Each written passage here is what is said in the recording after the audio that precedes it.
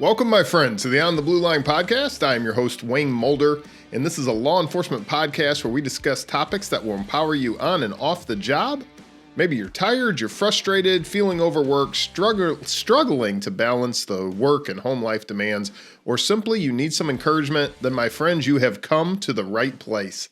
This is the 151st episode of the podcast, and I'm so glad that you're joining me today. On today's podcast, what every cop needs to consider right now in their own lives.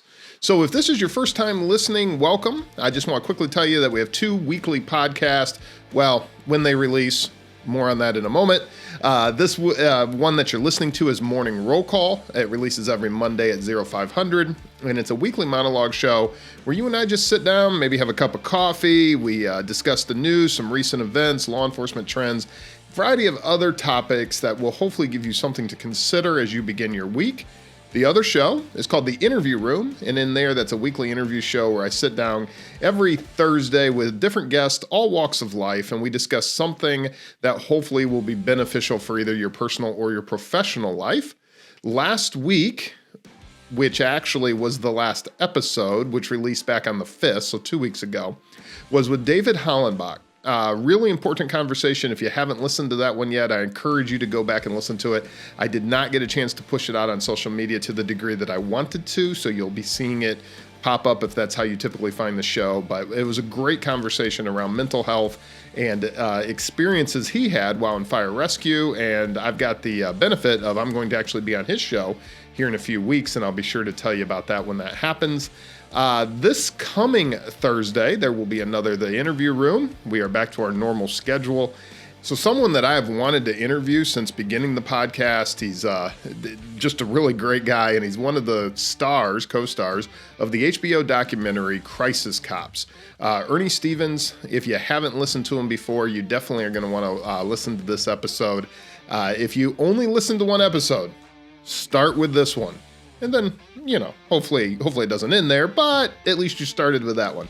So that comes out this Thursday, and it really is a conversation on the future of law enforcement when we talk about things like co-responder programs, mental health, and everything in that vein comes out in this conversation. So, other than that, just know that all the shows, this one included, release on YouTube and Rumble, and I'd love for you to watch it there. Everything's kind of designed around the video aspects, and then I also release it to audio on all the podcast platforms. So be sure to subscribe on either YouTube, Rumble, and as always, if you want to know what in the world are you guys up to, On the Blue Line, ontheblueline.com.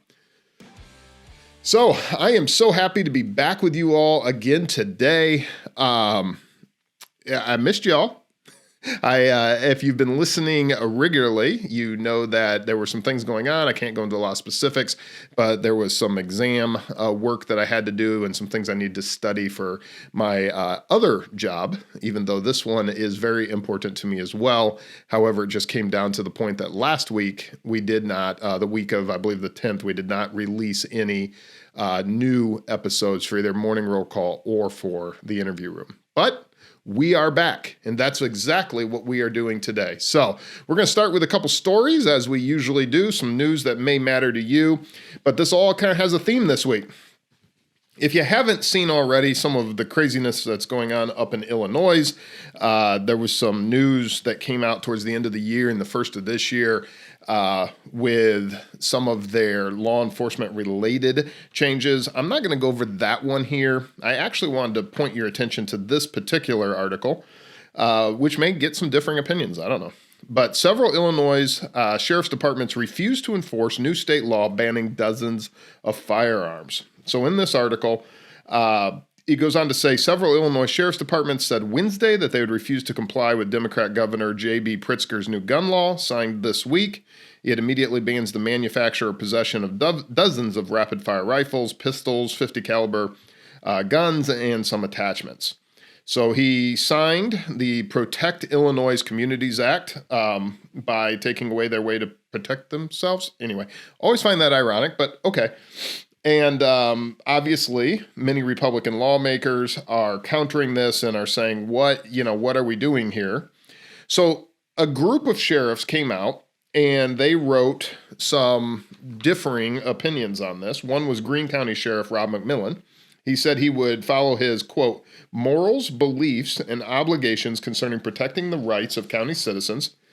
Goes on, these types of laws put law enforcement officers and prosecutors in a very precarious box, with us having to decide to not enforce laws that were passed by government bodies. But as your Greene County Sheriff, I cannot sit back and let laws that strip Greene County citizens of their constitutional rights and not take a stance supporting the citizens against a government that wants to trample on these rights, or on their rights.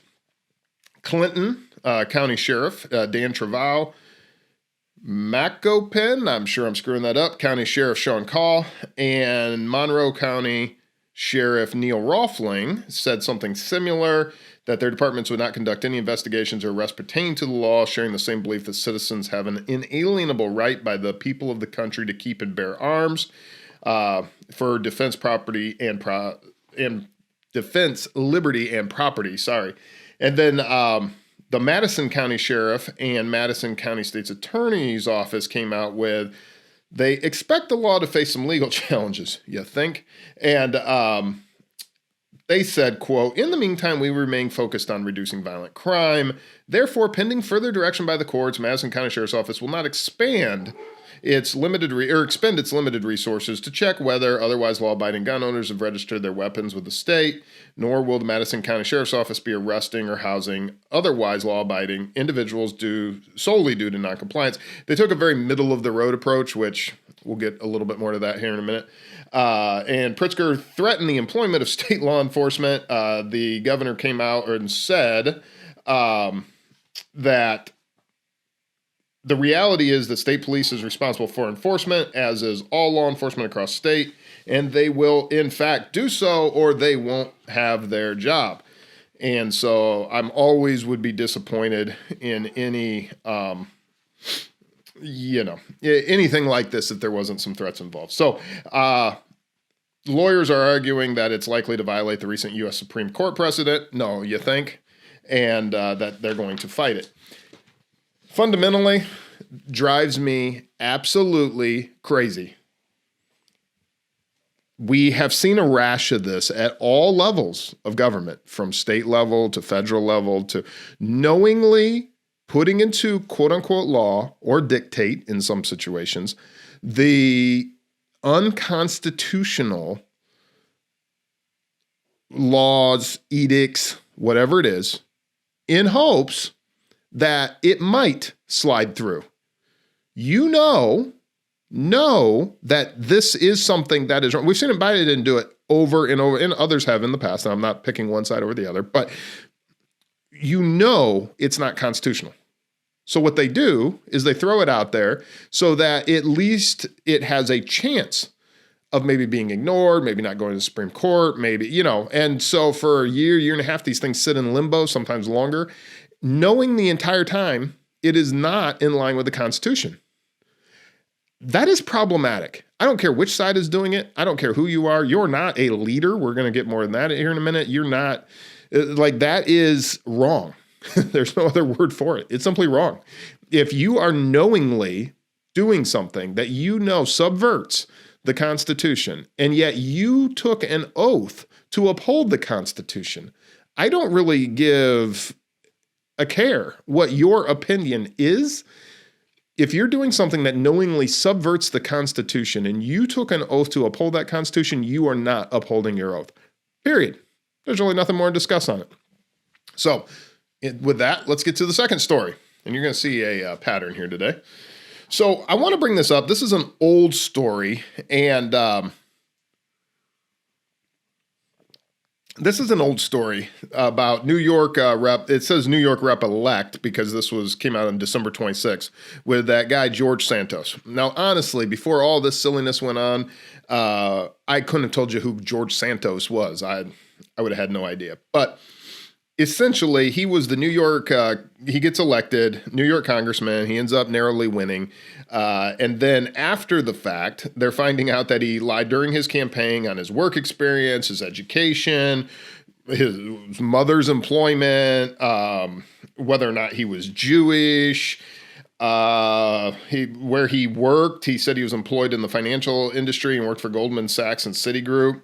Later, he comes out and admits, well, that's not exactly what I did. I didn't exactly work for them. I worked for a company that did work with them.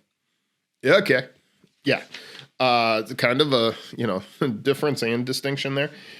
He said he never graduated from college, and yet he received a degree in 2010 from a college. He admitted to that. I didn't graduate from any institution of higher learning. I'm embarrassed and sorry that I embellished my resume. I own up that we all do stupid things in life. I don't know. Bizarre. Absolutely bizarre. And obviously right now, if you've been following this story since the end of December, it's become getting more and more traction from those that politically oppose this guy. So then you got to start listening to everything with a grain of salt and see who's supporting it and why are they supporting it. Yeah, obviously, sadly, you can't trust any of these people. So that's a different conversation for a different day as well. But I bring it up because one of the things that I've been doing over the last couple weeks is studying for some stuff in which a lot of the material I had to study was leadership related. And there's always this talk about leadership in law enforcement, not only from somebody who is in a leadership position, in other words, you receive positional authority, but the very fact that law enforcement, and I've talked about this before, you are always exhibiting some level of leadership from day one. Right? If you're the guy that shows up on a scene and no one else is there, you are in charge. And even if other people do get there, until relieved by a higher authority, you are likely in charge. So leadership is something that isn't just positional in nature or title specific. It's not like, oh, well, you're a sergeant or you're a lieutenant or you're a captain. Sometimes leadership is just in our daily actions, right? And yet we have, when we talk about Washington, and I get it, we talk about politics and everybody instantly becomes a cynic. Nobody believes any of these guys anymore or girls, and rightfully so, right? I mean, there's a very, very small percentage. Really fingers and toes. You could count all the ones that you could probably rely on out of like 435. 535 if you include the Senate. And so it's sad, and what's ironic to me is that these people get voted for. That means that somebody consciously walks into a booth or a location or a computer or whatever, your state is, and they checked this person's name. So then I have to ask myself, is that incompetence? In other words, I just go in there and I pick something that sounds cool. Or is it something else, right? Or is it just we don't care anymore? Like we don't hold anybody to a standard. We have someone in the highest elected office in this country who's been caught many times. I think it was like the 70s or 80s back when news organizations actually asked hard questions instead of being propaganda arms of certain political sides. There's all sorts of conversations with him lying about degrees he had and what classes he went to in law school and so forth. And that's one instance of time after time after time embellishing stories, saying he was here, saying he was there, saying, he knew corn pop or I don't know. Listen, to act like I care. And this is the problem, right? We all end up kind of where I'm at this moment, where you become apathetic about it. It's like, I just don't care anymore. These guys are all liars. The problem is that we're putting these liars into positions of authority. Like they actually represent you in government. They actually have some say in your life and what's going to happen and what the future of this country might look like. And the fact that we go in there and consciously vote, allowing this to go forward is just bizarre to me. But it speaks to a bigger issue, right? It speaks to this lack of integrity in this country. So I wanted to bring up, while I was doing some research to prepare for this specific conversation, I came across an article called Building a Culture of Integrity. It's actually a peer-reviewed article that was written for college by a doctoral student, Thomas I'm going to go Zweifel. I may have that completely wrong, but there is a link and you can read the entire article later if you want. He's speaking in the business culture, okay? So that's kind of where this article is coming from. But in his abstract that he begins this article, he says, what many leaders fail to realize, the way to gain real power is not through big job title, wealth, authority, or a corner office, but through integrity. And he defines it here. He says, defined here as honoring your word and leading by example. So great article or great project. I really do think you ought to read this whole thing if you get a minute. But he talks about in the 1990s, Fortune magazine and the New York Times, which historically we both know how accurate the New York Times has been. Anyway, were full of praise for one company. And so here is the core values of this country from 1998. This was in their annual report. So respect, communication, excellence, and integrity. And integrity was defined as we work with customers and prospects openly, honestly, and sincerely. When we say we will do something, we will do it.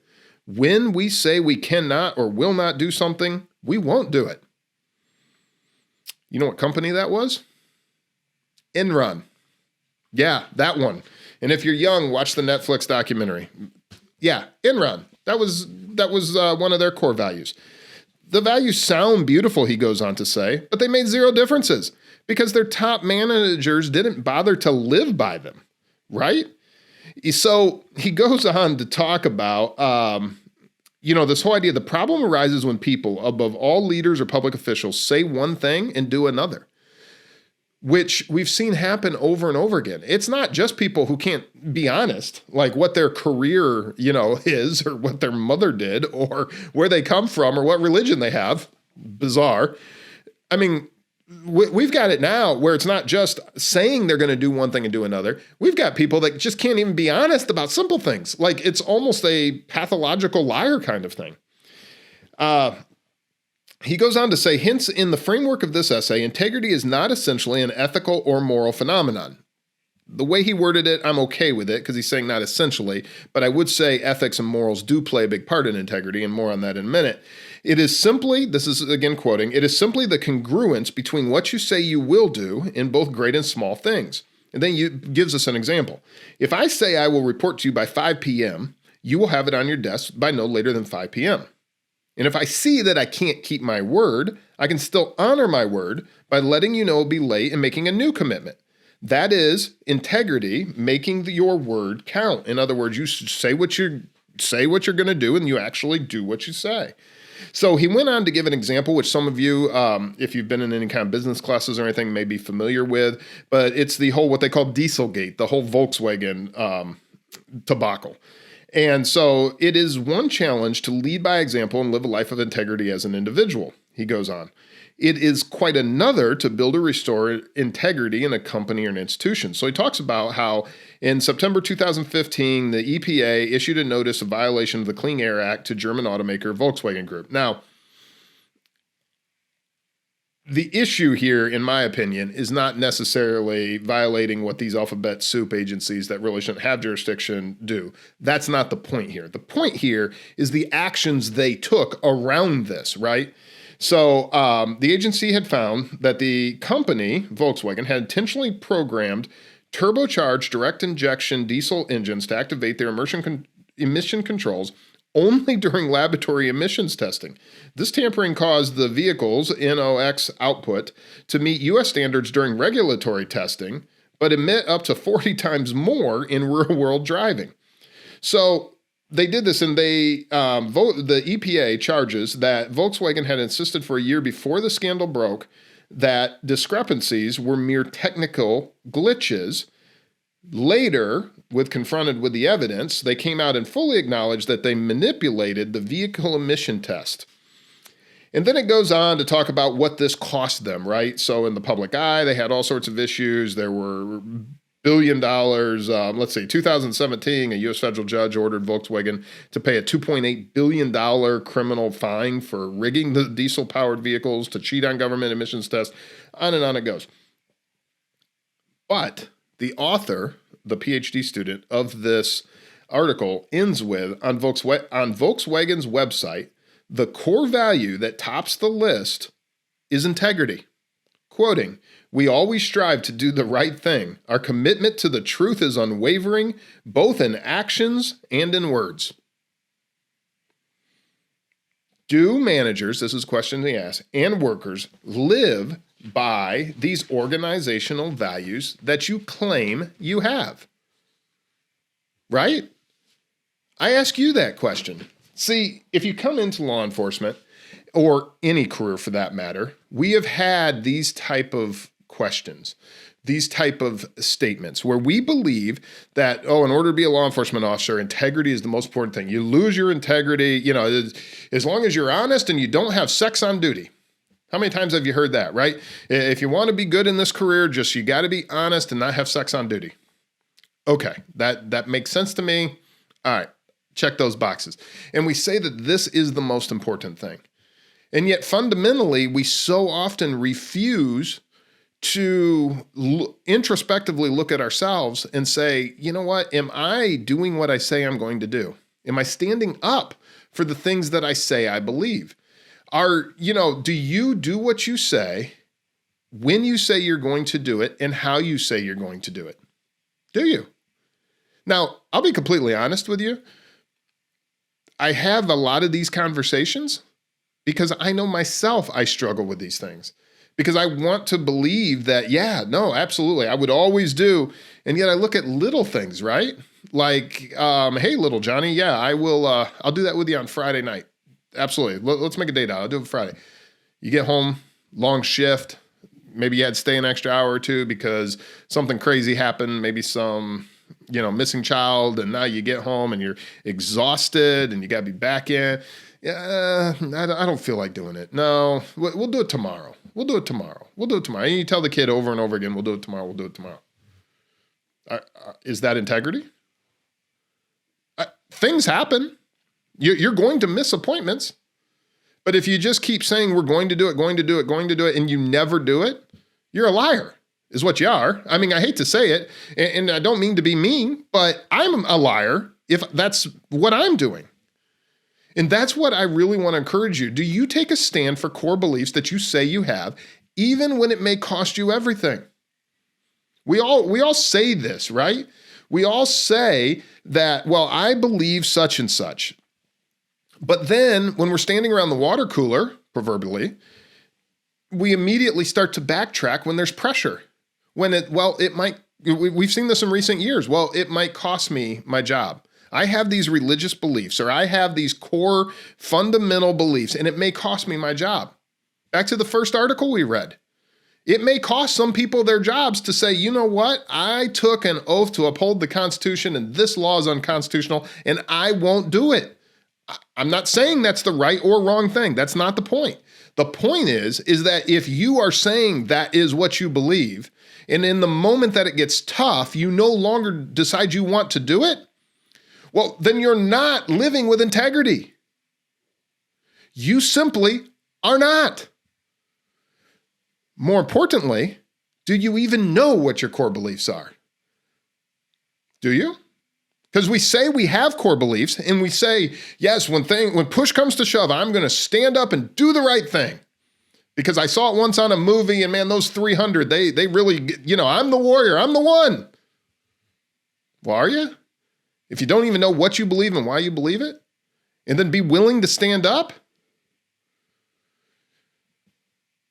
The key word for me this year is action. We must be men and women of integrity who are willing to take action. I don't know how many conversations that I have per week where we discuss the culture, the country, and the future. And the mood in those conversations every time becomes despondent and sour. Just yesterday, I had a conversation with a future guest. That episode's going to come out in March. And over and over, he's like, this is the most depressing conversation that I've had. And there's this underlying belief that we have, so many of us, there's just nothing that I can do. Or what can I do, And the conversation just simply seems to end there. Time after time, the belief that is articulated is this belief that, it is what it is, or I don't have any control over that. That's not something that's just politics, or that's just whatever it is. It doesn't have to be politics. Whatever it is, I just don't have any control over that. And though that may be true in some context, I would counter with a more philosophical retort to that thinking. If not you, then who?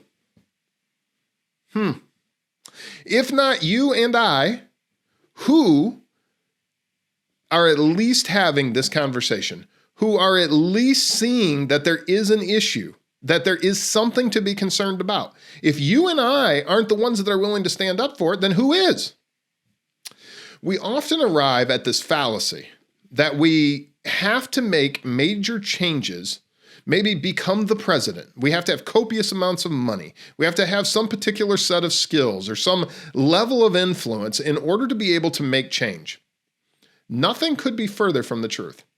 I just had a conversation this week where we discussed that for the first time in a long time in this country, you can be the resistance. You can be standing up against the spirit of the age simply by telling the truth, simply by speaking truth. We live in a time where it has gotten so crazy, and we live in such a opposite of reality world that simply by acknowledging reality, you can take a stand.